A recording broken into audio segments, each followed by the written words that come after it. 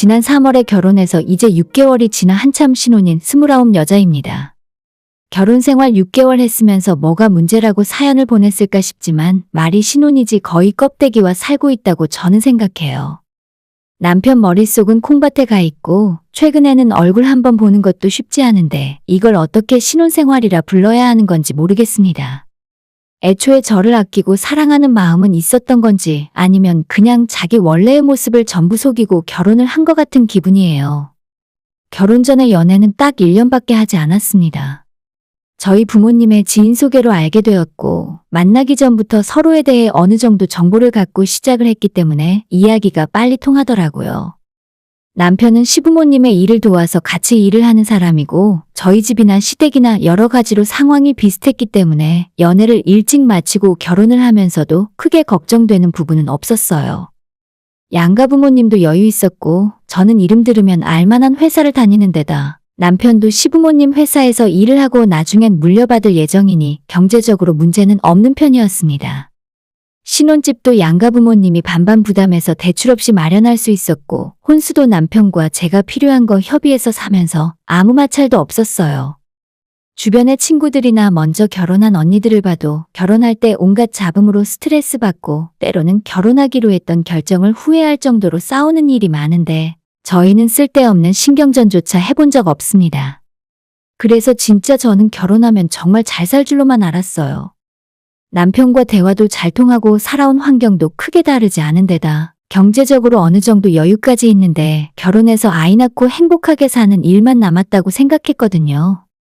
하지만 전혀 생각지도 못한 부분 때문에 제 결혼 생활이 파탄날 지경에 이를 줄은 꿈에도 몰랐습니다. 남편은 외동이라 그런지 시부모님들과 사이가 좋은 편이에요. 저도 친정부모님과 화목하게 잘 지내고 제 남동생과 내 식구가 어디에도 빼놓지 않는 사이좋은 가족이라 자부하는데 저희 시댁은 정말 남달라도 너무 다릅니다. 결혼 전에도 남편은 정말 부모님과 잘 지냈어요. 가족끼리 영화도 자주 보러 다니고 스포츠 경기나 뮤지컬도 부모님 모시고 가더라고요.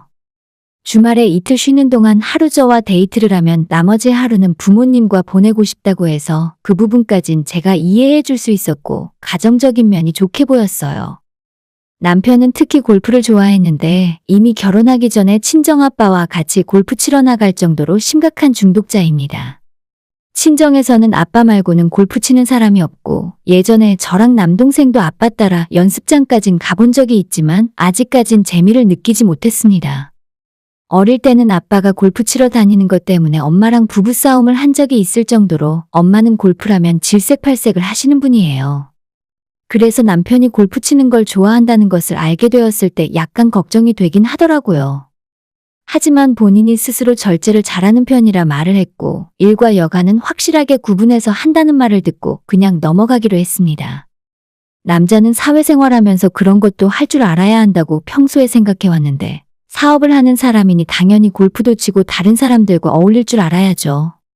결혼하고 나서도 남편에게 골프 계속 치라고 했고 대신 너무 과하게만 몰입해서 하지 말아달라고 최소한의 부탁을 했습니다.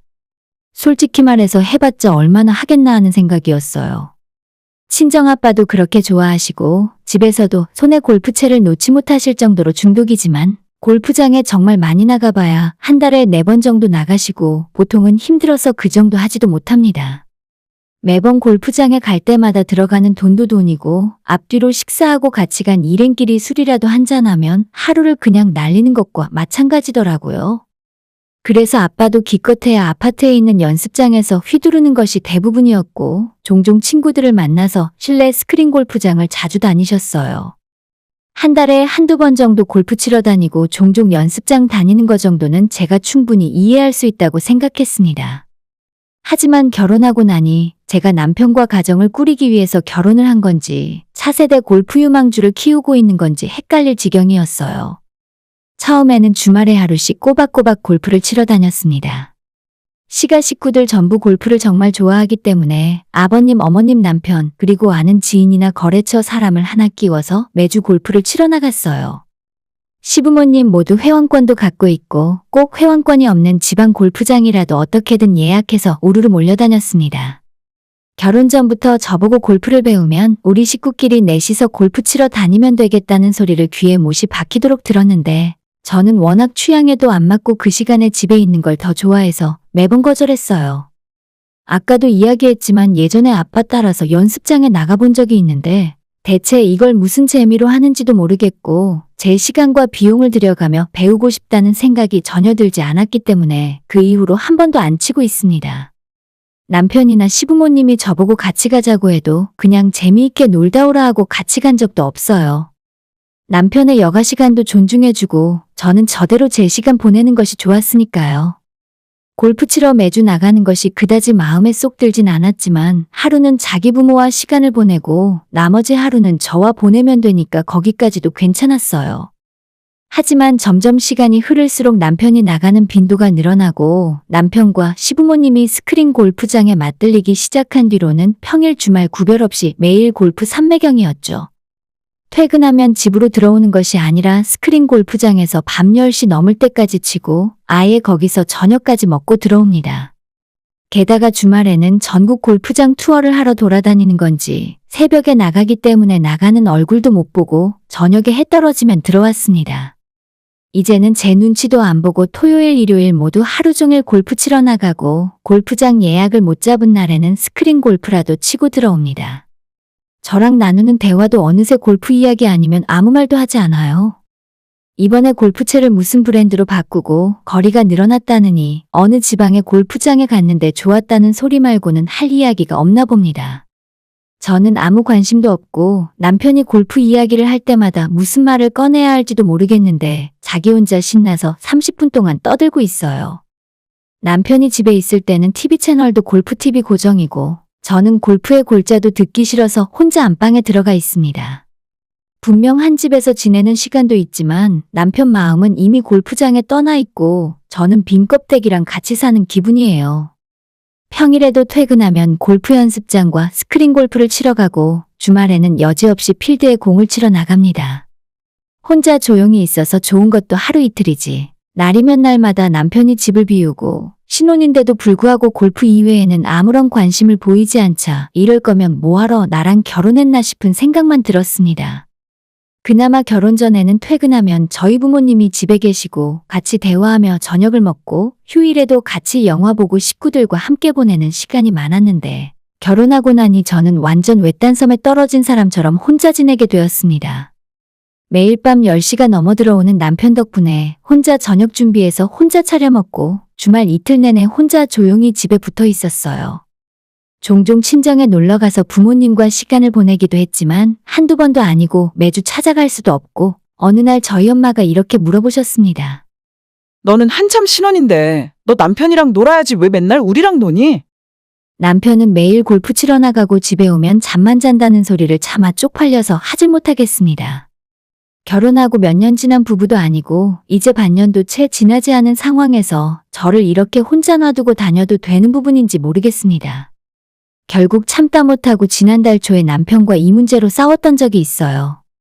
전날에도 스크린 골프를 치다가 밤늦게 들어왔는데 다음 날도 아침 7시가 되기도 전에 골프 장비를 챙겨 외출 준비를 하는 남편을 보고 한마디 하고 말았습니다. 당신은 골프가 그렇게 좋아? 그럼 그냥 결혼하지 말고 골프나 하고 살지 뭐하러 나한테 결혼하자고 했어? 남편은 자기가 밖에서 허튼 짓 하고 다니는 것도 아니고 부모님이랑 건전하게 운동하러 가는 건데 제가 뭐 때문에 불만인지 모르겠다 하는 겁니다. 아니, 자기 부모랑 다니건 말건 이 상황에서 그게 중요합니까? 밤 10시가 넘도록 골프 치고 그것도 모자라 다음날 아침에 골프채를 들고 나가는 남편을 보며 제가 무슨 생각을 하고 있겠어요? 다늙은 노년의 부부라도 충분히 부부싸움이 날 법한 일인데 이제 겨우 신혼생활 제대로 해본 적도 없는 저한테 너무 가혹한 일이라고 생각하지 않으신가요? 요즘에 하던 일 때려치우고 골프 프로 선수 준비하는 거야? 나랑 대화할 때도 맨날 골프 이야기만 하고 내가 골프 선수랑 결혼한 건지 모르겠어. 결혼 생활 시작부터 이렇게 하는데 집에서 빨래하고 밥 해줄 사람 필요해서 결혼했니? 계속 이런 식이라면 빨리 끝내고 찢어지자고 남편에게 말했더니 자기도 잘못한 부분이 있는 것 같다며 사과하고 앞으론 자중하겠다 이야기하더라고요. 진짜 머리끝까지 화가 났지만 마지막으로 한 번만 더 믿어보기로 하고 넘어갔더니 그 뒤로 며칠은 퇴근하면 집에 일찍 들어오면서 노력하는 모습을 보였습니다. 하지만 결국 일주일도 못 가고 시부모가 부른다며 어쩔 수 없다는 듯 기어나가더군요. 너는 우리가 운동하러 가는 건데 그게 그렇게 못마땅하니? 정 그러면 너도 골프 배워서 넷이 같이 다니면 될 거 아니냐? 시부모님도 남편 편을 들기 시작하고 이 집안 식구들 모두 단단히 골프에 미쳐 있구나 싶어서 포기하게 되었어요. 시부모님 연락을 직접 받은 뒤로는 저는 더 이상 남편에게 아무런 잔소리를 하지 않았고 결국 지금은 다시 예전처럼 일주일 내내 골프 삼매경에 빠져 있습니다. 자기 혼자 제 눈치를 슬슬 보다가 도둑이 제발 저린 건지 월수금만 스크린 치고 화요일 목요일은 앞으로 일찍 들어오겠다고 했는데 지난 주말에 그 이야기 해놓고 이번 주에 단 하루도 일찍 들어온 적 없어요. 아마 제가 그 말을 까먹었다고 생각을 하는 건지 당당하게 골프 치고 밤 11시가 넘어서 집에 들어오더군요. 솔직히 이제는 남편과 싸우기도 싫고 이런 결혼 생활 계속하고 싶지도 않아요. 친정부모님한테 참다 못해 이 상황을 다 이야기했더니 뭐 그런 제정신 아닌 놈이 있냐고 하시는데 전부 그만할까 싶습니다.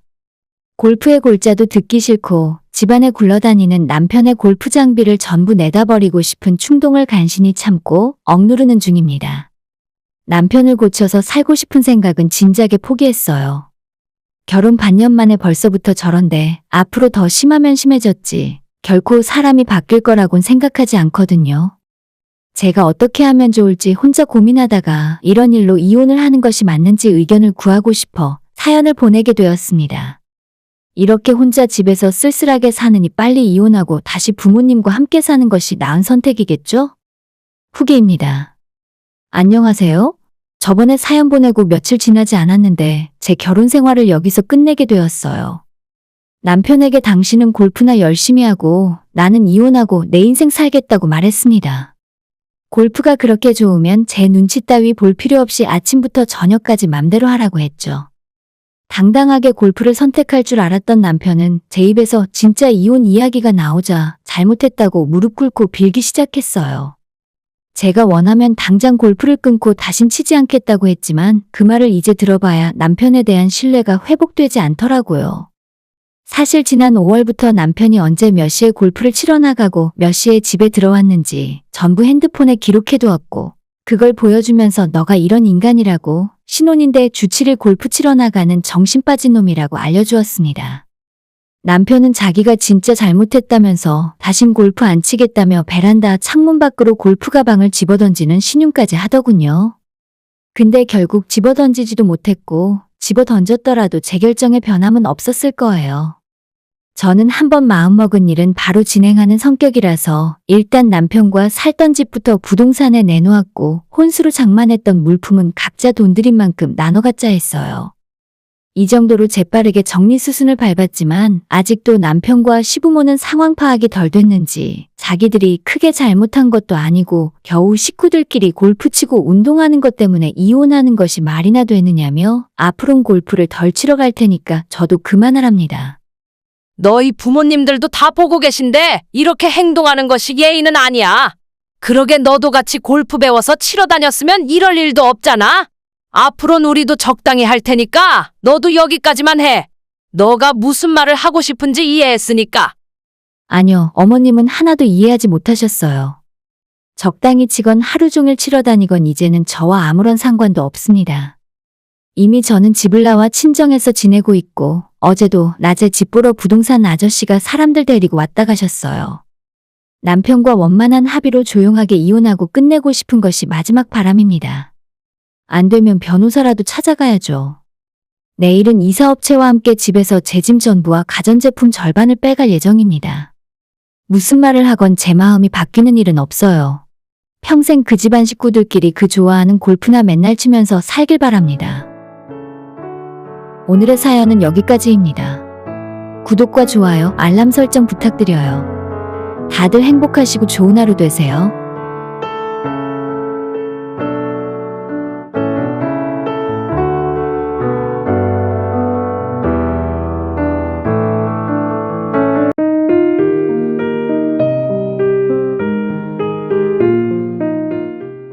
저는 중학교에 다니는 아이를 키우고 있는 40대 초반 여자입니다.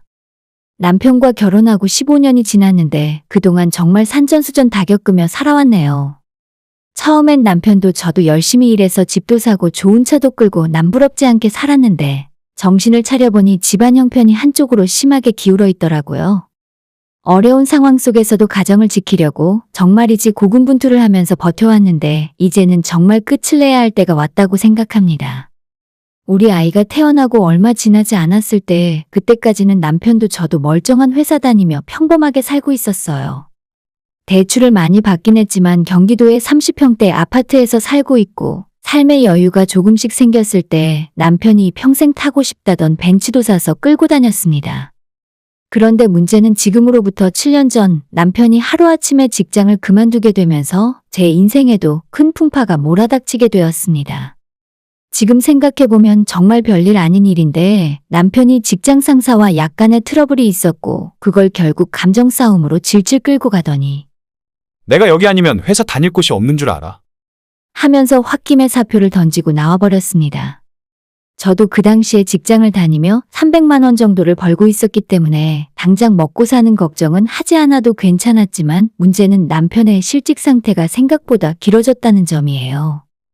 괜찮아. 걱정하지 마. 세상에 회사가 거기 하나만 있는 것도 아니고 조만간 좋은 회사 찾을 수 있겠지. 이 말은 제가 남편에게 위로를 하려고 해줬던 말이 아니라 남편이 회사를 그만둔 뒤에 입버릇처럼 달고 살았던 소리예요. 처음에는 딱 한 달만 쉬고 금방 다시 다른 회사 들어가겠다고 했었는데 그게 6개월이 되고 1년이 되고 점점 밑도 끝도 없이 시간이 늘어났습니다. 그렇다고 해서 남편이 쉬는 기간 동안 자격증 준비를 한다거나 다시 취업하기 위해서 노력하는 모습을 보인 것도 아니었어요. 제가 퇴근하고 8시에 집에 들어갈 때까지 매일 컴퓨터 앞에 앉아서 쉬지 않고 게임을 했습니다. 하다못해 집안일이라도 열심히 해주던가 집에서 애라도 잘 보고 있어서 밖에 나가 일하는 제 마음이라도 편하게 해줬어야 한다고 생각해요. 하지만 그런 것도 아니고 뭐 하나 하라고 하면 오만 인상을 다 쓰면서 마지못해 하는 척만 합니다. 제가 버는 월급으로 먹고 살 수는 있다고 해도 저축 없이 대출금 갚고 나면 그저 말 그대로 한 달 먹고 사는 것이 고작이었죠. 아마 그때가 저희 부부 사이가 가장 좋지 않았던 시기였던 것 같아요. 저는 매일 남편에게 잔소리하고 남편은 듣기 싫다며 귀를 막고 틀어박혀버렸죠. 거의 2년 가까이 그렇게 집에서 칩거 생활을 하던 남편은 제가 더는 같이 못 살겠다, 이혼이라도 하자고 최후 통첩을 했더니 그때부터 일주일에 3일 이상 나가서 일을 하기로 저와 약속을 했습니다. 돈은 적게 벌어도 좋으니 아직 우리 애가 어린데 사지멀쩡한 부모가 열심히 일을 하고 돈을 벌어야 할 거 아닙니까? 얼마를 벌어오건 이제 더는 잔소리 하지 않을 테니 최소 일주일에 3일 이상은 나가서 일하는 모습을 보여줬으면 좋겠다 이야기했고 남편은 그 뒤로 정말 딱 3일씩 물류센터를 다니며 일을 했습니다. 거기에서 얼마를 받는지는 모르지만 3일씩 일하면서 저한테 매달 100만 원의 생활비를 가져다 주었습니다. 그게 많건적건 이 사람이 할 수 있는 건 여기까지라고 생각했기 때문에 약속대로 저는 더 이상의 잔소리를 남편에게 한 적은 없었어요. 다만 제가 스스로 부족한 돈을 더 벌기 위해 직장에 다니면서 커피 전문점을 하나 운영했고 직장 월급 300여만 원, 커피숍 수익으로 또 300여만 원을 더 벌기 시작했습니다. 제가 본업이 있기 때문에 커피숍은 대부분 알바를 써서 운영했고 주말에 하루 정도 나가서 일을 했는데 이것저것 떼고 인건비 빠지고 나면 300만 원 정도 남더라고요. 그렇게 벌써 몇 년째 제가 우리 집안의 실질적인 가장 노릇을 하면서 살고 있습니다. 제가 버는 돈과 남편이 가져다주는 100만 원으로 아주 여유롭진 않아도 남한테 아쉬운 소리 할 필요는 없이 살아요. 엄청 크고 좋진 않아도 쫓겨날 걱정 없는 내 집이 있고 우리 아이 학원 가고 싶다고 하면 돈 고민 없이 보낼 정도는 됩니다. 그런데 문제는 시댁이에요. 저희 친정부모님은 2년 전에 은퇴하셨고 노후 준비가 되어 있기 때문에 명절에나 기념일에 한 번씩 용돈 챙겨드리면 그만이지만 시댁은 아버님이 제가 결혼하기 전에 돌아가신 뒤로 시어머니 혼자 어렵게 살고 계십니다. 남편의 요구로 종종 한 번씩 용돈도 보내드리고 명절이나 어머님 생신 때는 알아서 크게 100만 원씩 보내드리곤 했었어요. 어머님 역시도 이렇다 할 직장 없이 공공근로 계약직이나 나라에서 주는 연금으로 생활을 하시기 때문에 저희 도움 없이는 혼자 사시기 힘든 상황이죠. 챙겨줄 다른 자식도 없고 오직 저희 남편밖에 없으신데 그마저도 반백수나 다름없어서 제가 버는 돈으로 챙겨드리며 살았습니다. 막말로 자식한테 그렇게 기대서 살면 최소한 피해는 끼치지 말고 조용히 살아야 하는데 저희 시어머니는 가만 놔두면 여기저기 따라다니면서 돈 문제를 만들어 오셨어요. 처음에는 갑자기 어머님이 대출이 연체되어 있다는 소리를 듣고 혼자 사시면서 무슨 대출을 받으셨나 하고 여쭤봤더니 다단계 회사를 다니고 계시더라고요. 동네에 친하게 지내는 아주머니들끼리 다니는 것 같은데 처음에는 화장품이나 라면 같은 걸 공짜로 주고 싸게 주니까 몇 번 어울리시다가 본격적으로 빠져들어서 불과 3개월 만에 대출이 1,400만 원 생기고 말았습니다. 남편이 자기 비상금으로 200만 원 갚아드리고 나머지 1,200만 원은 제가 갚았어요. 솔직히 어이없고 황당해서 그냥 놔두고 싶었는데 평소에 용돈이나 한 번씩 보내고 잘 찾아뵙지 않기 때문에 자식된 책임도 있다 생각해서 갚아드렸죠. 대신에 다시는 다단계 같은 건 손도 대지 않기로 어머님과 약속을 하고 돈을 갚아드렸죠. 그 이후로 어머님도 크게 놀랐는지 정말 다단계는 절대 하지 않으셨습니다. 그래서 한동안 안심하고 살았는데 이번에는 어머님 명의로 핸드폰 요금이 몇백만 원 밀려있다는 소리를 듣고 또 깜짝 놀라서 남편과 어머님 댁으로 내려갔어요. 스마트폰도 쓸 줄 모르고 저희와 전화만 가능하신 분인데 무슨 일로 핸드폰 요금이 200만 원 넘게 밀려있는지 깜짝 놀랐는데 어머님을 모시고 대리점을 찾았더니 고가의 핸드폰이 3대 그리고 수십만 원이 넘는 태블릿 PC도 3대가 개통되어 있었어요. 어머님에게 핸드폰이랑 이 기계는 어디 있냐고 물었는데 모른다고만 말씀하시고 대체 이걸 어디서 왜 개통했냐고 물었더니 별말 안 하고 누구 부탁 들어줬다는 소리만 계속하시더라고요. 그러니까 그게 누구 부탁을 들어준 건지 대체 개통한 핸드폰은 어디 갔는지 아무리 물어봐도 입을 꾹 다물고 말씀을 안 하셨습니다. 그러자 저희 이야기를 듣고 있던 핸드폰 대리점 직원이 저를 따로 불러서 이야기를 해주었습니다. 이 동네에 몇 달 전에 동네 어르신들 모아놓고 옥장판 팔고 녹용 홍삼 파는 약장수들이 왔다 갔었는데 그 이후로 이런 일이 종종 있다고 합니다. 주머니에 돈이 있는 어르신들은 속여서 팔아먹고 그 돈마저 다 빨아먹으면 그 다음엔 자기들이 잘 아는 핸드폰 대리점으로 끌고 가서 비싼 핸드폰을 몇 대씩 개통하고 도망간답니다. 그것 때문에 괜히 연관도 없는 자기들도 항의를 많이 받아서 진저리가 날 지경이랍니다. 그 말을 들으니 진짜 속이 터지고 너무 화가 치밀어 올랐어요. 아들과 며느리한테 피해 끼치는 것도 한두 번이지 이걸 어떻게 해야 하나 머리가 아플 정도였습니다. 다행히 어머님이 수중에 돈이 별로 없었고 피해 금액은 그렇게 크진 않았어요. 잃어버린 핸드폰 기계라도 찾기 위해 경찰에 바로 신고했지만 범인은 몇 달 뒤에 잡혔다는 소식을 들었는데 핸드폰이나 돈은 한 푼도 돌려받지 못했죠. 어머님 비상금으로 갖고 계신 돈 50만 원 정도와 밀린 핸드폰 요금 그리고 남은 핸드폰 기계값으로 총 600여만 원의 피해가 있었고 이건 남편이 알아서 수습하겠다고 했기 때문에 저는 더 이상 아무 말도 하지 않았습니다. 일주일에 3일만 나가서 일하던 남편이 그 뒤로 2달 동안 주 5일씩 일을 하더라고요. 저렇게 일하기 싫어하고 게으른 인간도 자기 엄마 일이라면 어떻게든 수습을 해내는구나 싶어서 혈육이란 건 정말 대단하구나 싶었죠. 어머님의 다단계 사건은 약 4년 전에 있었던 일이고 핸드폰 사건은 바로 작년 가을에 있었던 일입니다. 어머님 연세도 이제 70대 후반이라서 앞으로는 더 이상 이런 일이 없겠지 하고 생각했는데 또 한 번 뒤통수를 크게 얻어맞을 줄은 정말 몰랐어요. 불과 몇 주 전 금요일이었고 저는 평소처럼 회사에서 퇴근을 하고 집에 오는 길에 제가 운영하는 카페에 들러 현금 정산을 맞춰놓고 돌아왔습니다. 집에 왔더니 남편이 제 눈치를 살살 보면서 딱 봐도 평소와는 다른 눈치더라고요. 하루 이틀 같이 산 것도 아닌데 남편이 사고 치면 어떤 행동을 하는지 제가 딱 보면 모르겠습니까? 그날따라 설거지도 다 해놓고 분리수거 쓰레기는 물론 집에 청소기도 돌려놨더라고요.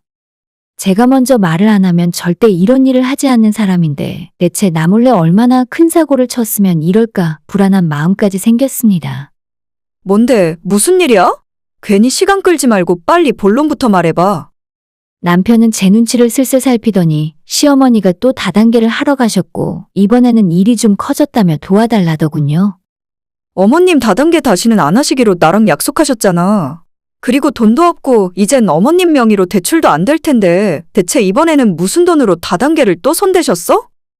남편이 설명하기로 어머님이 상의도 없이 현재 사시는 집 보증금을 빼서 전부 다단계 회사에 가져다 주었고, 그래서 집까지 내쫓길 상황이라 합니다. 당신 돈 모아둔 것 좀 있지?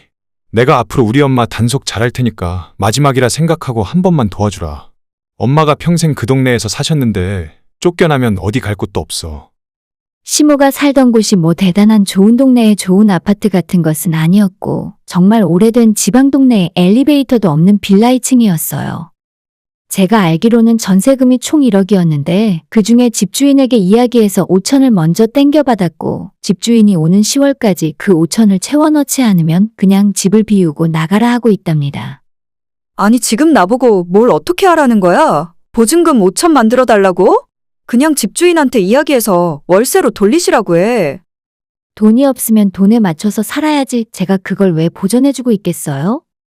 대단한 일을 하다가 생긴 빚도 아니고 이미 한번 크게 당해봤으면서 또 똑같은 다단계 회사에 사는 집까지 담보로 돈을 가져다 바치는 것을 이해할 수가 없었습니다. 어머님 욕심으로 시작한 일이니 어머님이 알아서 수습하고, 저는 남편에게 돈 없다고 딱 잘라서 거절했죠. 사실 돈이 아예 없는 건 아니었고, 제가 그동안 집안 살림 거의 다 맡아보면서도 남편 몰래 모아놓은 돈은 2억 정도 있었습니다. 남은 집 대출을 다 갚아버릴까 생각도 했었지만 저 혼자 고생해서 번 돈인데 남편 몰래 갖고 있고 싶더라고요. 그래서 말을 안 했었고, 남편은 제가 그동안 얼마나 모아놨는지 전혀 알지 못합니다. 매달 100만 원씩 남편에게 받는 돈으로 대부분의 공과금과 우리 세 식구 보험료를 냈고, 제가 버는 돈으로는 집대출금 갚고 먹고 사는데 쓰고 있었어요. 그리고 남는 돈은 전부 적금 통장에 넣어두고 있었는데 그게 차곡차곡 쌓여서 얼마 전에 2억을 넘었습니다. 솔직히 말해서 어머님이 사고친 액수가 500만 원, 1000만 원이면 또 한 번 잔소리 실컷 하고 갚아드릴 생각도 없진 않았어요. 하지만 액수가 커도 너무 크지 않습니까? 저희 결혼할 때 시댁 형편이 더 어렵다며 숟가락 하나 해주신 적 없는 시어머니인데 제가 지금까지 해준 걸로 충분하지 5천이나 내놓으라는 건 염치가 없어도 너무 없는 짓이죠. 저는 어머님한테 줄 돈 없고 월세로 바꾸라고 했더니 남편놈 한다는 소리가 저를 더 열받게 만들었습니다. 우리 엄마가 월세 낼 돈이 어디 있어? 월세로 돌리면 당신이 월세 대신 내줄 거야? 아니, 자기가 일을 더해서 월세를 내드리던가 본인들이 알아서 해결할 방법을 찾아야지. 다짜고짜 저한테 책임지라고 하면 제가 그 돈을 내주겠습니까? 방금 퇴근한 사람 붙들고 헛소리 하지 말라 하고 먼저 욕실에 씻으러 들어갔다가 나왔어요. 남편이 제가 카페 매출 정리하고 업무용으로 쓰고 있는 노트북을 열어서 뭔가 만지고 있더라고요. 당신 지금 뭐 하는 거야? 왜 남의 노트북을 함부로 보는데? 노트북에는 제 은행 공인인증서가 있었고 대부분의 암호는 남편과 제가 서로 공유하면서 살고 있었다 보니 남편이 제 은행에 로그인해서 계좌를 다 들여다보고 있었습니다. 정기예금으로 묶여있는 1억 5천과 달러로 바꿔놓은 5천만 원까지 전부 확인한 남편은 마치 못 볼 꼴을 봤다는 표정으로 저한테 화를 냈습니다. 뭐야? 당신 돈이 왜 이렇게 많아? 그동안 나 몰래 딴 주머니 차고 있었어? 남편이 말하는 딴주머니란 소리가 어찌나 우습게 들리던지 몇 년 동안 한 달에 100만 원 겨우 가져다 줬으면서 그걸 말이라고 하고 있는지 모르겠습니다. 딴 주머니라니 말 조심해. 나는 내가 번 돈을 정당하게 모았을 뿐이야. 남편은 그렇게 돈이 많으면서 시어머니한테 5천 빌려주는 게 그리 어렵냐며 분통을 터뜨리더군요. 우리 엄마가 살면 얼마나 사시겠다고. 어차피 나중에 다시 돌려받으면 될 거 아냐? 믿을 사람을 믿어야지. 지금까지 몇 번이나 빚지고 쓸데없는 대출 만들어서 사람 곤란하게 만들었잖아요. 저는 더 이상 어머님에게 드릴 돈 없으니 정 문제를 해결하고 싶으면 당신이 일을 더해서 어머님께 돈을 가져다 드리라고 했죠. 그러자 남편은 제가 돈이 이렇게 많은데 자기는 앞으로 100만 원씩 주던 돈을 한 푼도 주지 않겠다고 말했고 저는 남편에게 집에서 당장 나가라고 했습니다. 누가 보면 당신이 주는 100만 원으로 호의호식하면서 산 줄 알겠네. 우리 집 대출금 나가는 게 한 달에 얼마씩 나가는 줄 알아? 양심이 있으면 대출 120만 원 나가는 거 뻔히 알면서 그 돈은 벌어다 줬어야지. 꼴랑 100만 원 겨우 줬으면서 가장 노릇 다 했다고 생각하는 거야? 그동안 싸우기 싫어서 참고 있었을 뿐이지 남편에게 감정이 없었던 건 아닙니다. 이번 일로 완전히 저는 폭발했고 남편을 바로 집에서 내쫓아버렸어요. 가장 노릇도 안 하고 평생 배짱이처럼 자기 마음대로 살았는데 저는 제가 걷어먹이고 싶은 생각이 들지 않더라고요. 남편 쫓아내고 바로 다음날 주말이라 집에서 쉬고 있었는데 현관문 두드리는 소리가 들려서 나가보니 남편과 시모가 집에 찾아왔습니다. 인터폰으로 두 사람을 확인하고 저한테 사과라도 하러 온 줄 알았더니 맡겨놓은 돈이라도 찾으러 온 사람처럼 돈 내놓으라 소리를 지르더라고요. 야, 너가 사람이냐? 그 돈으로 너 혼자 잘 먹고 잘 살 줄 알았어? 남편도 자기 엄마 편을 들면서 똑같이 돈 내놓으란 소리를 하고 있었습니다. 안 그래도 남편에게 정 떨어지고 있었는데 시어머니까지 데려와서 패악질을 하고 있으니 진짜 더는 눈뜨고 볼 수 없었죠. 어머님, 저희 그냥 이혼할게요. 더는 수준이 안 맞아서 같이 못 살겠네요. 남은 돈으로 다단계를 하곤 약장수한테 전부 가져다 주던 맘대로 하고 사세요. 저는 내 집에서 두 모자를 쫓아내고 현관문 도어락에 건전지까지 뽑아버렸습니다. 문 밖에서 악다구니를 치는 어머님을 놔두고 TV 소리를 더 크게 올렸네요. 앞집에서 뭐라고 했는지 10분쯤 지났을 때부터 조용해졌고 저는 남편에게 다신 집에 찾아오지 말라고 이대로 이혼하고 끝이라 했습니다. 너가 이렇게 나를 쫓아낼 수 있을 것 같아? 재산분할 몰라? 너가 모은 돈이랑 이 집의 반은 내 거야. 받아갈 수 있으면 얼마든지 법대로 가져가 보라 했어요. 집안에 가장 노릇도 못해서 제가 번 돈으로 먹고 살았으면서 뚫린 입이라고 말은 잘하고 있네요. 그 길로 남편을 집에서 쫓아냈고 집에 남아있던 짐들도 전부 어머님 댁으로 보냈습니다. 이혼 서류에 도장 찍으러 올라오라고 하면 꿀먹은 벙어리처럼 아무 말이 없네요. 내일은 변호사 찾아가서 상담받을 예정이고 하루빨리 정리하고 싶습니다. 싹수가 노란 인간은 데리고 사는 게 아니었는데 제가 너무 물러터졌었나 봐요. 진짜 끝이고 절대 정 때문에 봐주거나 번복하는 일 없습니다. 오늘의 사연은 여기까지입니다. 구독과 좋아요, 알람 설정 부탁드려요. 다들 행복하시고 좋은 하루 되세요.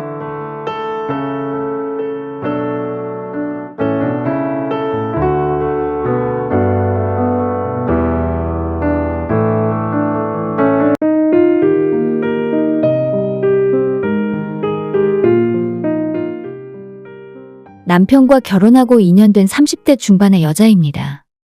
제 사연 이야기를 하기에 앞서 저는 정말 평범한 인생을 살아온 사람이고 지난 시간 동안 동네 파출소 한번 찾아가거나 112에 신고조차 한번 해본 적이 없을 정도로 평탄한 인생을 살아왔습니다. 열심히 일하시고 정이 넘치는 부모님 밑에서 사랑 듬뿍 받으며 자랐고 공부도 원 없이 해서 남들 가고 싶어하는 대학, 남들이 부러워하는 직장 다니며 부족함 없이 지냈어요. 부모님도 정말 금슬이 좋기 때문에 저도 당연히 결혼하면 남편과 백년해로 하면서 행복하게 살 수 있을 줄 알았습니다. 불과 몇 달 전만 해도 제가 경찰서를 들락거리고 변호사 사무실까지 다니게 될 줄은 꿈에도 몰랐네요. 저는 제 친구들에 비해 키가 조금 크고 여자치고는 골격이 조금 있는 편입니다. 키가 168cm의 체중은 항상 50kg 후반을 유지하고 있는 것 같아요. 날씬함과는 거리가 멀지만 키가 있기 때문에 살이 많이 찐 건 아니라고 생각해요. 평소 일주일에 3번 정도는 운동을 하고 있고 쉬는 날엔 가벼운 등산 정도를 즐기면서 나름대로 활동적이게 살고 있습니다. 체중이 때에 따라 계절에 따라서 1, 2kg는 왔다 갔다 하긴 하지만 정말 많이 빠지면 55kg, 겨울에 많이 먹고 체중이 엄청 늘어나면 60kg 정도예요. 제가 진짜 날씬함과는 거리가 먼 체형이지만 잘 먹고 운동도 열심히 하면서 건강하다고 자부하고 있어요. 왜 이렇게 알고 싶지도 않은 제 몸무게와 체형에 대한 이야기를 이렇게 길게 하고 있냐면 오늘 제가 말씀드리려는 사건과 가장 중요한 연관이 있습니다. 남편과 저는 결혼 전 연애만 3년 정도를 했고 그전부터 오래 알고 지낸 사이예요. 남편이 먼저 저를 좋다고 따라다녔고 내 어디가 좋냐고 물어보면 모든 것이 다 좋다고 말을 하는 사람이었습니다. 연애하는 3년 내내 남편은 항상 제가 예쁘다고 했고 제가 체중이 늘어나거나 줄어들어도 단 한 번 그것에 대한 이야기를 한 적이 없었어요. 여름에는 조금 노출이 있는 옷을 입어야 하니까 더 열심히 운동하고 먹는 것도 관리하는데 겨울에는 완전 무방비로 지내거든요. 매일 저녁에 치킨 먹고 술도 마시고 귤도 한 박스씩 사다 놓고 까먹으면서 밖은 너무 추우니까 운동도 안 하게 되면서 살이 많이 찌는 편입니다. 60kg 가까이 되면 제 눈으로 봐도 얼굴 이목구비가 달라 보일 정도인데 남편은 연애하던 시절부터 결혼하고 난 이후로도 단 한 번 제게 살 빼라고 한 적이 없었어요. 여보, 나 요즘 너무 많이 먹는 것 같아. 여름에 입던 반바지가 안 맞는 거 있지? 진짜 이러다가 다시 예전으로 못 돌아가면 어떡해? 남편에게 이런 말을 하면 자기는 제가 살찐 줄도 몰랐다면서 지금도 보기 좋고 몇 킬로 더 찌더라도 괜찮을 것 같다고 말을 했습니다. 제 눈에도 살이 쪄서 둔해 보이는데 맨날 예쁘게 말해주는 남편이 정말 고마웠어요. 연애할 때부터 항상 저한테는 좋은 이야기만 해주고 평소에 행동 하나하나 저를 배려하고 저를 먼저 챙겨주는 모습이 너무 좋았습니다. 바로 그 이유가 제가 이 사람과 결혼을 결심하게 된 가장 큰 이유이기도 해요. 이 사람이라면 제가 어떤 모습이고 어떤 상황이든지 평생 저를 사랑해줄 사람이라고 생각했기 때문입니다. 결혼하고 났더니 신혼 때부터 항상 저녁 식사 후에 디저트는 남편이 책임졌어요. 제가 식사 준비를 하고 식사 후에 설거지를 하고 있으면 남편이 과일을 깎거나 간단한 다과와 커피를 준비했습니다. 그럼 저희는 식사 후에 마주 앉아 디저트를 먹으며 그날 하루 있었던 일들을 서로 이야기하곤 했어요. 저는 정말 남편과의 디저트 시간을 좋아했고 우리 부부 사이가 더 돈독해지는 계기가 되었다고 생각하고 있었습니다. 적어도 이번 일이 있기 전까지는 정말 그렇게 믿고 살았어요. 제가 처음 조금 이상한 점을 느낀 건 지난 6월 정도였을 거예요. 저녁에 자려고 누워있으면 이상하게 뭔가 심장이 쿵쿵 소리가 귀에 들리는 것처럼 빨리 뛰는 것 같고 이상하게 피로감과 무기력감이 자꾸 들었습니다. 평소에 항상 웃고 지내기 때문에 주변 사람들로부터 너는 걱정이 하나도 없어 보인다 라는 말을 자주 듣던 저인데 이상하게도 최근 들어서 감정의 기복이 심하게 생기더라고요. 별일 아닌 일에도 화가 확 올라왔다가 또 얼마 후 별일 아닌 일에 빵 터져서 혼자 웃고 진짜 내가 왜 이러지 싶은 생각이 들 정도로 이상했습니다. 화장실 가는 게 귀찮아서 물도 많이 마시지 않는 저인데 자꾸 입이 마르고 새벽 3시가 넘을 때까지 잠을 못 자고 심하면 뜬 눈으로 지새는 날도 있었어요. 혹시 몸이 안 좋아졌나 어디 아픈 거 아닐까 의심이 들 정도였는데 그 중에서 가장 이상했던 건 평소에 없어서 못 먹는 음식들을 눈앞에 두고도 먹고 싶다는 생각이 들지 않더라고요. 제가 좋아하는 치킨도 그렇고 친구들이 제가 좋아하는 곱창과 닭발을 먹으러 가자 해도 전혀 먹고 싶다는 생각이 들지 않는 저를 보며 이상하다는 생각만 머릿속으로 하고 있었죠. 정말 어디 하나 아픈 곳 없이 건강하게 살아왔고 헬스와 필라테스를 자주 할 정도로 활동적으로 살던 저였는데 지난 여름에는 몸이 너무 안 좋아서 항상 집에 누워만 있었던 것 같아요. 힘들게 땀 흘리며 운동을 하거나 장시간 앉아 있다가 일어나면 머리가 핑 돌 정도로 빈혈 기운 같은 것도 느껴졌습니다. 이상하다 싶어 친정엄마한테 이야기했더니 제가 기력이 허해졌다며 녹용을 듬뿍 넣은 한약까지 지어서 보내주시기도 했습니다. 하지만 그런 정성 역시도 전부 소용이 없었고 밥을 잘 안 먹고 누워만 있다 보니까 살도 빠지고 동시에 근육도 같이 빠져서 제 몸무게가 49kg까지 줄어들게 되었어요. 제가 고등학교를 졸업한 이후로 인생에서 가장 최저의 몸무게를 기록했고 혹시라도 몸에 다른 이상이 생겼을까봐 병원에서 검진까지 받아봤지만 별다른 이상 소견 없다는 말만 하셨습니다. 남편은 그저 일시적인 컨디션 난조일 거라며 잘 먹고 푹 쉬면 나을 거라 하더라고요. 저도 그렇게 단순하게 생각했었는데 지난 8월 말 그 원인을 알게 되었고 큰 충격으로 인생이 송두리째 무너지는 경험을 하게 되었습니다. 저희 부부는 맞벌이를 하기 때문에 매일 퇴근하고 집에 와서 같이 저녁을 먹었어요. 아까 이야기했지만 음식 준비와 설거지는 제 몫이었고 남편은 식후 커피와 디저트를 준비했습니다. 그날도 평소처럼 즐겁게 식사를 마치고 저는 주방에서 설거지를 하는 중이었고 남편은 식탁 위를 정리한 뒤에 복숭아를 하나 깎아놓고 커피를 2잔 타서 준비했어요.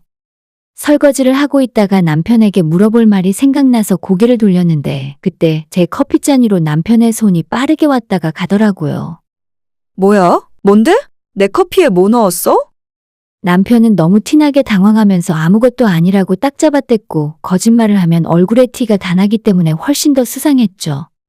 넣긴 뭘 넣어? 아무것도 아니야? 쓸데없는 소리 하지 말고 빨리 설거지 끝내고 와서 앉아. 제가 몰랐으면 모를까 뻔히 제 커피잔 위로 남편의 손이 왔다 갔는데 제가 그걸 어떻게 그냥 넘어가겠습니까? 설거지고 뭐고 고무장갑을 집어던지고 빨리 내 커피에 뭐 넣었는지 말하라고 다그쳤죠. 남편은 아무것도 넣지 않았다고 뻔뻔하게 계속 우기더니 그럼 내가 당신 커피를 마실게. 그럼 됐지? 하면서 아직 식지도 않은 뜨거운 커피를 원샷으로 마셔버리더라고요. 솔직히 말해서 평정심을 잃은 채 그렇게 발끈하는 모습 때문에 더 수상했고, 뜨거운 커피를 마시고 정신 못 차리는 남편의 반바지 주머니를 뒤졌더니 작은 플라스틱 케이스를 찾을 수 있었습니다. 열어보니 통 안에 하얀색 작은 덩어리가 있는 가루가 보였고, 남편이 마셔버린 커피잔 밑에도 다 녹지 않은 가루들을 찾을 수 있었어요. 저는 순간 머릿속으로 5만 가지 생각이 다 들더라고요. 요즘 뉴스에 나오는 그런 나쁜 짓을 내가 당한 건가, 내 인생 여기서 끝나게 되는 건가 싶어 너무 무서웠고, 남편에게 이게 뭐냐고 따져 물었더니 처음엔 그저 영양제 같은 거라며 제대로 이야기해주지 않았어요. 일단 나한테 먹이려고 했던 게 무엇인지 증거를 내 손으로 직접 찾아야 할 것 같아서 남편 방으로 쓰고 있던 서재에 들어가 온 방안을 샅샅이 뒤지기 시작했습니다. 남편의 컴퓨터 책상 가장 아래의 서랍안에서 약국 이름이 적힌 봉투를 찾아낼 수 있었죠.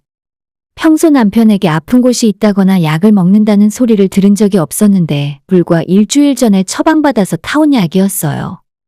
이게 뭐야? 당신이 먹는 약이야? 어디가 아플 때 먹는 약인데? 남편은 그저 자기가 두통이 좀 심한 편이라서 두통이 있을 때 먹으려고 타놓은 거고 제 커피에는 아무것도 넣지 않았다며 끝까지 거짓말을 하고 있었죠.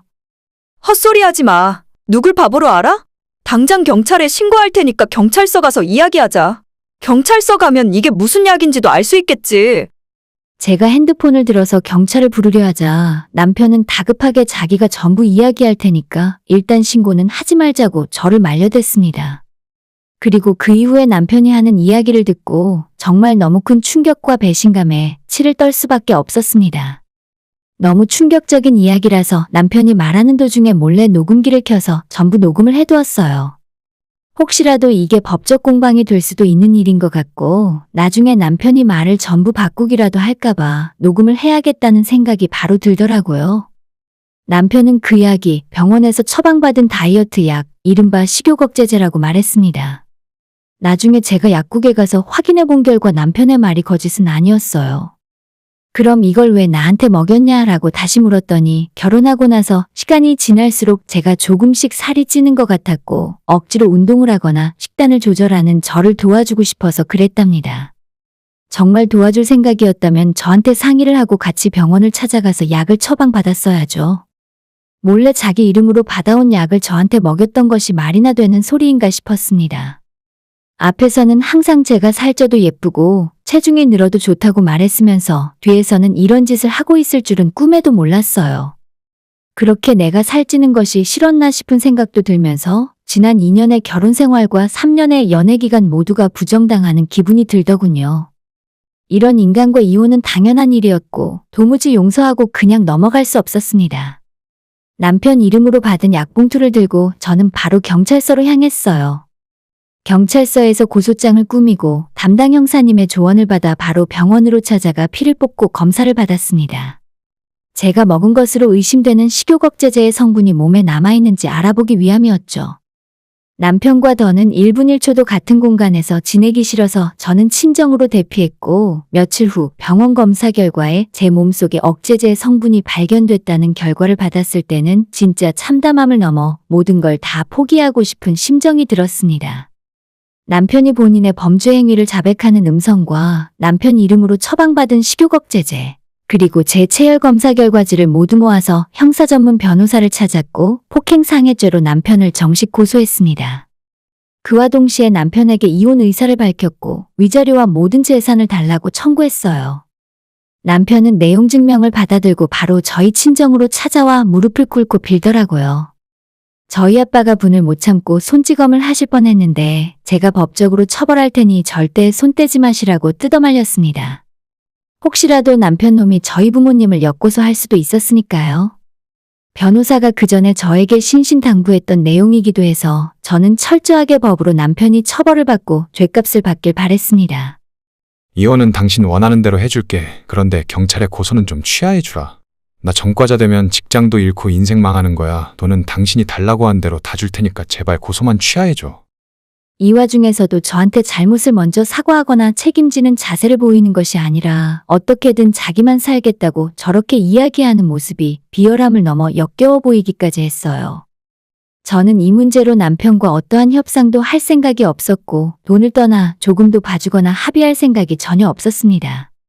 당신 다 끝났으니까 그냥 경찰 조사 열심히 받아. 그리고 이 시간 이후로 집에 찾아오면 그것도 추가로 고소할 테니까 다신 찾아오지 마. 나한테 하고 싶은 이야기가 있으면 변호사 통해서 해줬으면 좋겠어. 제 경고를 듣고 남편은 돌아갔고 고소가 무섭긴 무서운지 그 뒤로 다시는 찾아오거나 저한테 따로 연락을 하진 않았습니다. 남편이 다니고 있는 직장은 어디라고 딱 집어 이야기할 수는 없지만 굉장히 경직된 조직 문화를 가진 곳이고 남편의 경찰 조사가 시작되자 회사 내부에서도 따로 상황 파악을 끝낸 뒤에 남편에게 권고사직을 권유했다고 해요. 혹시라도 이 문제가 언론을 타거나 시끄럽게 일이 커지기 전에 정리하려는 분위기고 남편도 버티지 못하고 직장을 그만둔 상태입니다. 얼마 전 경찰 조사와는 상관없이 남편과 이혼을 했고 일단 위자료와 재산의 일부를 받고 나왔습니다. 이제부터는 형사처벌의 문제고 변호사의 조언대로 남편에 대한 민사소송 역시도 또 준비 중에 있어요. 경찰서 조사를 받을 때도 형사분께서 제게 하시는 말씀이 연인관계나 서로 잘 모르는 처음 본 사이에서 이런 일을 겪고 경찰서를 찾아오는 여성분들은 본 적이 있는데 부부관계에서는 처음 본다 하시더군요. 정말 모든 상황 처음부터 지금까지 너무나도 창피하고 얼굴을 들고 다닐 수가 없네요. 우리 회사 사람들에게는 성격 차이로 이혼한다고만 이야기했는데 혹시라도 어딘가에서 소문이 나거나 알게 되는 사람이 있을까봐 걱정입니다. 남편은 끝까지 법적으로 책임을 물을 것이고 담당 형사님께서도 이건 중범죄라고 말씀하실 정도였으니 무조건 본인 죗값을 치르게 할 거예요. 며칠 전에 저희 변호사에게 남편이 연락해서는 자기가 최근 직장도 잃고 이젠 집 밖에도 나가지 못할 정도가 되었다며 선처와 합의를 호소했습니다. 전혀 불쌍하다거나 봐주고 싶은 생각이 들지 않더라고요. 20살 먹은 애들도 아니고 배울 만큼 배워서 나이도 먹을 만큼 먹었는데 본인이 한 행동에 책임을 져야죠. 제가 알기로는 남편이 일하는 쪽에서 이런 일로 전과가 생기면 다시 취업하기도 힘들다고 하는데 사실 그게 맞죠? 용서받지 못할 범죄를 저지르면 완전히 사회적으로 매장을 시켜야 한다고 생각해요. 살아있어도 제대로 사는 게 아닐 정도로 반성하고 고통받는 삶을 살아가길 바랍니다. 오늘의 사연은 여기까지입니다. 구독과 좋아요, 알람 설정 부탁드려요. 다들 행복하시고 좋은 하루 되세요.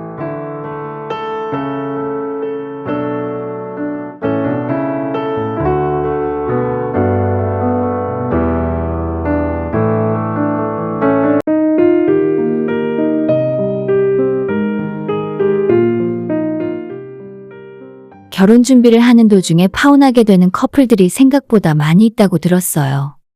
저는 절대 그럴 일이 없을 거라 생각했고 지난 2년 동안 남자친구를 만나면서 이 사람의 모든 면을 속속들이 다 알고 있어서 절대 후회할 일이 생기진 않을 거라 확신했습니다.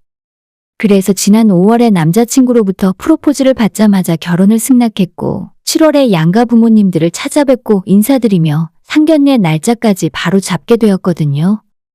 결혼까지 그대로 직진할 줄로만 알았는데 상견례장에서 망신을 떨고 파혼에 이르게 될 줄은 몰랐습니다. 남자친구와 저는 선배 소개로 만나게 되었는데 공교롭게도 같은 대학을 졸업했고 다니는 직장도 비슷한 곳이라 공통점이 많더라고요. 말도 잘 통하고 조건도 비슷해서 결혼을 한다면 이런 사람과 해야겠다는 생각이 들었습니다. 인연을 만나면서 평소의 성격이나 술주정까지 전부 파악했고 주변 인간관계 역시 원만한 편이었기 때문에 절대 제 눈이 틀리지 않을 거라고 생각했어요. 상견례에 앞서 양가 부모님을 먼저 찾아뵙고 인사를 드렸을 때까지만 해도 양가 모두 화기애애한 분위기였고 결혼은 아무 문제 없이 진행되는 줄로만 알았죠. 저희 부모님은 워낙 저를 믿고 제가 하는 일에 전폭적인 지지를 보내주시는 분들이라 남자친구를 인사시키러 데리고 갔을 때도 간단한 질문 몇 가지만 하셨어요. 반대로 제가 남자친구 집에 갔을 때는 어머님께서 제게 많은 흥미를 보이시며 저에 대한 질문이나 저희 부모님에 대해서 궁금한 것을 많이 물어보셨고 전부 꾸미거나 속이는 거 없이 있는 그대로 대답했습니다. 남자친구의 부모님은 평범하신 분들이고 오랜 시간 직장 생활을 해오셨어요. 아버님께서 은퇴가 몇 년 앞으로 다가온 상황이라서 빨리 저희가 결혼을 하길 은근히 바라셨죠. 제 부모님은 지금 안마의자 대리점을 운영하고 계세요. 제가 학창시절에는 집안 형편이 그리 좋지 못했었고 부모님 두 분이 힘을 모아서 쉬는 날 없이 일을 하신 덕분에 지금은 그런대로 여유가 있는 편입니다. 제가 아주 어렸을 때부터 고등학교 다닐 때까지만 해도 저희 부모님은 동네 학원가에서 분식집을 운영하셨습니다. 제가 초등학교도 들어가기 전에는 포장마차에 대해서 장사를 하셨고 그때 돈을 조금 모아서 정식으로 가게를 내셨어요. 정말 성실하게 일하시는 분이라 주변에 초등학교 2개 중학교 한 곳의 학생들이 많이 이용했었고 아침에 학생들 등교 시간에 맞춰서 장사를 하시느라 아침 7시부터 저녁 8시 넘는 시간까지 하루 종일 장사를 하셨습니다. 대부분 부모님이 식당을 하는 친구들이 다들 그렇듯 저도 집에서 먹는 식사는 부모님이 장사하고 남은 음식이 대부분이었어요. 그나마 저는 학교에서 점심급식을 먹고 오는 데다 떡볶이, 오뎅 같은 분식들을 아무리 먹어도 질리지 않을 나이라서 상관이 없었는데 부모님은 아니잖아요? 식비를 아끼려고 하루 종일 장사를 하시면서도 따로 밖에서 밥을 사 먹지 않고 가게에서 파는 음식으로 대충 때우셨어요. 집에 와서도 불어터진 식은 떡볶이나 팔다 남은 김밥과 튀김을 우리 식구들이 저녁으로 같이 먹었는데 부모님은 얼마나 물리고 먹기 싫었을까 싶은 생각이 이제 와서 들더라고요. 아무튼 그렇게 고생하며 장사하고 열심히 돈 모으셔서 지금은 우리 식구 번듯한 집도 있고 부모님도 이젠 음식 장사는 힘들어서 분식집을 정리한 뒤에 안마기기 대리점을 차려서 운영하고 계십니다. 그건 역시 쉬운 일은 아니지만 예전에 비해서 일하는 시간도 짧고 가게 문 닫고 쉬는 날도 있으니 이제는 훨씬 나아진 거죠. 남자친구 부모님에게 인사하러 갔을 때 부모님이 뭐 하시냐고 물어보셔서 이런 저희 집안 이야기를 대강 해드렸어요. 너희 부모님도 정말 고생 많이 하셨구나. 대단하시다. 예비 시부모님은 이렇게 말씀하셨고 당시에는 아무런 위화감 없이 잘 넘어갔어요. 그리고 얼마 후 바로 상견례 날짜를 잡았고 다른 지역에 살고 계시는 저희 부모님이 이쪽으로 넘어오시기로 했고 저와 남자친구는 상견례하기 좋은 식당을 찾았죠. 한정식집, 일식집 등등 주변 지인들에게 물어보고 상견례하기에 괜찮았던 식당 여러 곳을 추천받았습니다. 어디가 좋을지 며칠째 고민을 하고 있었는데 남자친구 어머님으로부터 뜻밖의 전화가 걸려왔습니다. 난데 상견례 장소 알아보고 있다면서? 괜히 밖에서 맛도 없고 비싼 밥 먹으면서 돈 쓰지 말고 우리 집으로 다들 오시라고 해. 저는 순간 뭔가 잘못 들었나 싶었는데 어머님은 집으로 오라고 재차 말씀을 하셨어요. 내가 집에서 솜씨 발휘할 테니까 아버님, 어머님 모시고 우리 집으로 와. 상견례를 집에서 한다는 소리는 처음 들어보는 것 같은데 저는 솔직히 밖에 있는 식당에서 하고 싶었습니다. 자꾸 집에 오라고 말씀하시니 대놓고 집은 부담스럽다고 거절할 수도 없었고 남자친구에게 물어보니 예전부터 자기 엄마가 사람들 초대해서 밥 해먹이는 걸 좋아한다며 집에서 하자더군요. 정말 이게 맞나 싶으면서도 너무 그쪽 식구들이 다들 괜찮다며 집으로 오라고 하는 바람에 결국 거절 못하고 그렇게 하자고 동의했습니다. 제 부모님에게 이 사실을 나중에 말씀드렸더니 아니 초면에 상견례를 어떻게 상대방 집으로 찾아가냐며 불편해서 싫다고 말씀하시더라고요. 아니 무슨 집으로 오라고 그러시니? 우리 나이에 남의 집에 가는 것도 부담스러워. 그냥 편하게 밖에 식당에서 하시자고 해라. 제 부모님은 밖에서 하시길 원하셨지만 남자친구의 부모님은 이상하리만치 한사코 집으로 오라는 말만 계속하셨어요. 집에서 하면 집안 청소 정리와 음식 준비부터 본인들도 불편한 게 한두 가지가 아닐 텐데 왜 자꾸만 오라고 하시는지 당시로서는 전혀 그 이유를 짐작도 할 수 없었습니다. 며칠 동안 양가 부모님들이 밖에서 만나자 집으로 오셔라 저희를 통해서 실랑이를 반복하시다가 그냥 저희 부모님이 뜻을 꺾고 댁으로 찾아가겠다고 하셨어요. 가겠다고 하시면서도 결혼 전에 예비 사돈댁을 찾아가는 경우가 흔히 있는 일이냐며 끝까지 부모님은 이 상황을 이해하지 못하셨습니다. 그리고 미리 정해두었던 상견례 날짜가 되었고 제 부모님은 빈손으로 갈 수는 없어서 무슨 선물을 사야 하나 고민하다가 너무 저렴한 건 모양 빠지고 제일 무난한 15만 원 정도 상당의 한우 선물 세트를 준비했어요. 어차피 남자친구의 부모님께서 음식 준비를 다 하시느라 돈도 많이 쓰고 고생을 하셨을 테니 이 정도 선물은 들고 가는 것이 맞다 하시더라고요. 저는 오전에 따로 부모님을 먼저 만나서 약속 시간 맞춰 남자친구의 집으로 향했고 현관문 앞에서부터 뭔가 시끌시끌한 소리가 들려왔어요. 제 남자친구와 부모님이 뭔가 이야기하는 소리였고 초인종을 누르자 남자친구가 반갑게 저희를 맞이해 주었는데 뒤에서 어머님이 괜찮아. 이렇게 해도 괜찮다니까 그러네. 하시는 말씀을 들었습니다. 대체 뭐가 괜찮다는 거지? 생각하며 집으로 들어갔고 거실에 커다란 상이 펼쳐져 있었는데 음식은 아직 차려진 거 하나 없이 텅 비어 있었습니다. 자리에 앉기 전에 주방을 슬쩍 봤는데 뭔가 요리를 했던 흔적은 전혀 없었고 가스레인지 위에 냄비 같은 것도 올라가 있지 않았습니다. 부모님이 준비해간 한우 선물을 건네드리고 일단 자리에 앉았어요. 오후 1시에 만나자고 해서 약속 시간보다 10분 일찍 도착한 건데 아직 음식 준비를 시작도 안 한 건가 싶어 속으로 황당하더라고요. 이제부터 준비하면 얼마나 걸릴지 우리 부모님은 지방에서 올라오시느라 아침도 제대로 못 드시고 오셨는데 식사 시간이 너무 늦어지는 건 아닐까 걱정이 되기 시작했죠. 애타는 제 마음은 아랑곳 없이 남자친구의 어머님도 저희들과 같이 식탁에 마주 앉아서 가벼운 담소를 나누셨습니다. 식사 준비는 안 하시는 건가 아니면 다른 믿는 구석이라도 있는 건가 생각하고 있던 차에 1시에서 5분 정도 지나자 초인종이 울렸고 잠시 후에 현관 앞에서 커다란 비닐봉투 2개를 들고 오셨어요. 따뜻할 때 드시라고 1시에 딱 맞춰서 가져달라고 했는데 조금 늦었네요. 금방 상 차릴 테니까 잠시만 기다리고 계세요. 남자친구의 어머님이 이렇게 말씀하시고는 순식간에 상을 차리기 시작했습니다. 먼저 각자 한 사람 앞에 일회용 종이 접시가 한 장씩 깔리기 시작했고 플라스틱 일회용 숟가락 그리고 일회용 나무젓가락과 종이컵까지 나눠주셨습니다.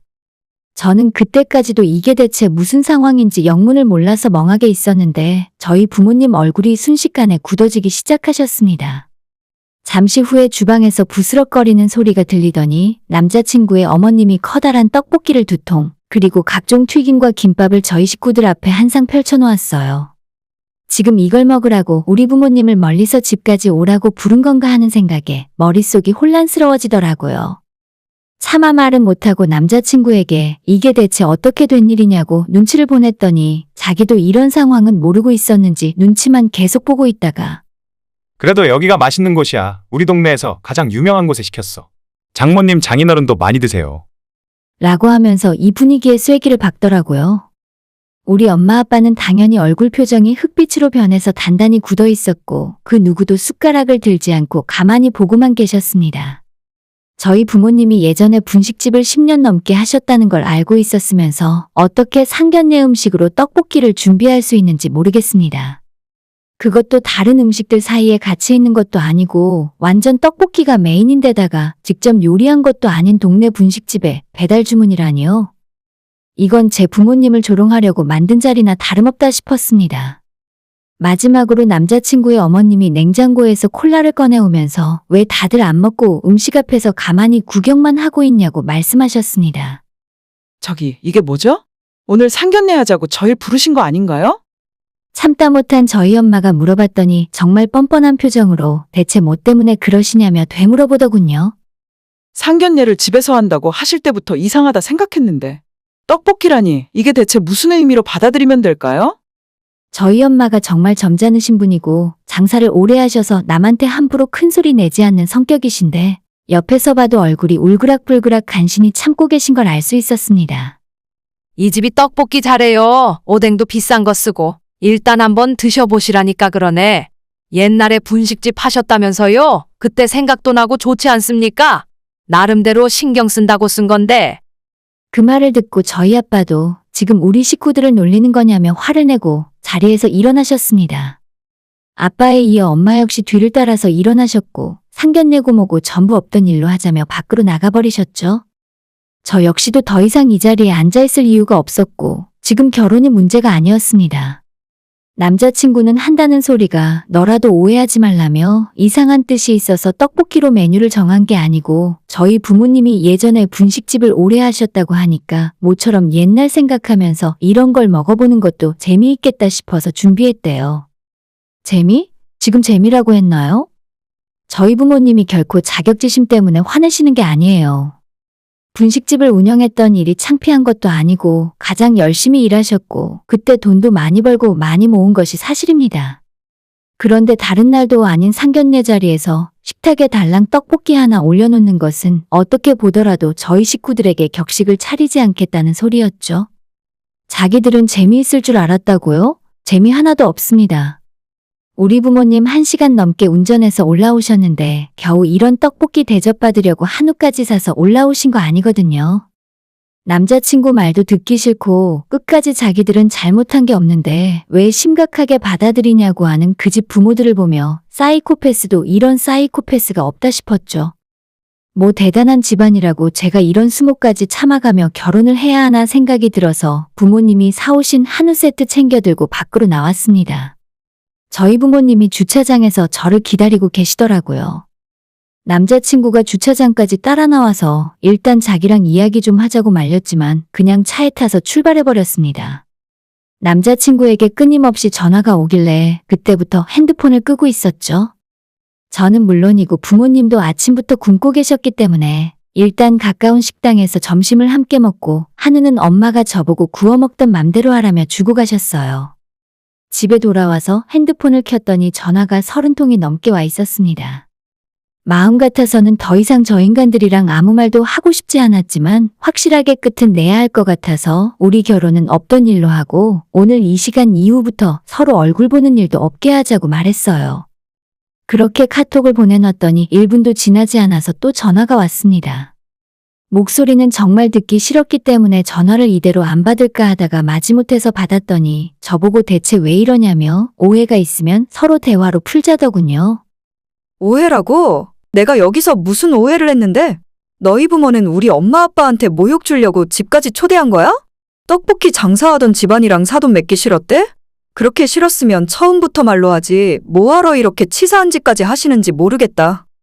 남자친구는 계속 저와 저희 부모님이 오해하고 쓸데없이 넘겨짚는 거라면서 우리 집안 식구들이 떡볶이에 특별한 추억이 있으니 이렇게 대접하면 재미있을 줄 알았다네요. 만약에 나쁜 마음 없이 진짜 순수한 마음으로 이런 준비를 했더라도 솔직히 이 정도 생각 없는 집안과 연을 맺고 싶지 않았습니다. 더 이상 이 문제로 대화 자체를 하고 싶지 않았고 떠올리기도 싫어서 그냥 이대로 조용히 끝내자 하고 전화를 끊었습니다. 그 이후로도 자꾸 남자친구에게 전화가 오길래 번호를 차단했더니 좀 조용해지더라고요. 너무 머리가 아파서 잠깐 누워있다가 그대로 잠들었고 저녁 시간이 다 되어 일어났어요. 점심에 너무 화가 나서 밥도 대충 먹는 둥 마는 둥 했더니 늦은 시간에 배가 고프길래 부모님이 주고 가신 한우라도 구워 먹어야 하나 생각하고 있을 찰나에 남자친구 어머님에게 전화가 왔습니다. 솔직히 받고 싶지 않았지만 마지막으로 욕이나 시원하게 해줄 생각으로 받았어요. 나는 솔직히 너희 부모님을 이해 못하겠다. 떡볶이가 뭐 어때서 그러니? 혹시 너희 부모님이 분식집 한 것 때문에 그래? 그거 너희 가족 자격지심이야? 나는 절대 놀리려고 그런 게 아니라니까. 다 끝난 마당에 이런 이야기 더 이상 들을 이유도 없고 더는 말 섞고 싶지도 않아서 그런 이유가 아니라 대체 어느 쌍놈 집안에서 상견례 하는데 떡볶이를 배달시키냐고 제 부모님도 이런 몰상식한 집안과 사돈 맺기 싫다 하시네요 라고 말한 뒤에 전화를 그냥 끊어버렸습니다. 번호도 바로 차단했고 잠시 후에 모르는 번호로 또 전화가 오던데 아마 남자친구의 아버지 전화기였겠죠. 그 번호도 전화 안 받고 바로 차단해버렸습니다. 아직도 너무 화가 나요. 의도를 갖고 그런 짓을 했건 아니건 어쨌든 저와 저희 부모님을 우습게 알고 그런 대접을 했다는 사실이 바뀌지 않습니다. 이런 걸 실속 있다고 하는 건가요? 아무리 경제가 어렵고 쓸데없는 소비를 줄여야 한다지만 상견례 하자고 집으로 초대해놓고 배달 떡볶이를 상에 올리는 건 일반적인 상식 수준이 없는 사람들 같아요. 저런 집안이라면 일단 저부터 사양이고 결혼 전에 미리 알고 피할 수 있어서 다행이죠. 얼마나 동네에서 파는 떡볶이가 맛있으면 상견례 자리에 올리는지 모르겠지만 다음에도 그 다음번에도 상견례 기회가 생기면 반드시 똑같이 떡볶이를 대접하시길 바랍니다. 오늘의 사연은 여기까지입니다. 구독과 좋아요, 알람 설정 부탁드려요. 다들 행복하시고 좋은 하루 되세요.